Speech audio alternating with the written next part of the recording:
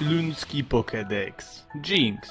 Jinx to je Pokémon dziołcha, kaj ma długie hary i wiecznie je w czerwonym klajdzie, co szoruje nim Zol. Początkowo była corno, ale zaczęła żreć denaturat i się zmieniła na fiolet, dzięki czemu odróżniamy ją od Mistera Popo z Dragon Balla. Ta wiecznie wysztiglowano Frela na Fire operowy i je lodowo-psychiczno, bo jak pewna Maryla na live'ie, można ją wiecznie rozmrażać, za to jakby obejrzał taki łeb po ćmoku, to psychicznie by aż chyba wyzdrowiał.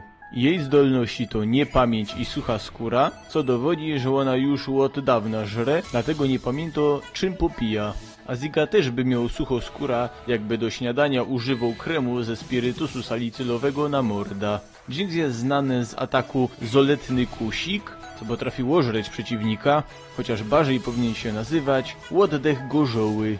Jak wiemy, Jinx potrafi też śpiewać, dlatego na festiwalach darcia gardła hopy czekają na derby wylewu z uszu, czyli Jinx kontra Balado Kringli. Po takim festiwalu kopidoły mają taki arbeit, że se dwie chaty za to wybudują. Jinx pochodzi od Smuchuma, czyli małej frelki, co ma być wypucowana na glanc i kuko wszędzie, nawet do hasioka, kaj wyciepujesz rataty po epidemii.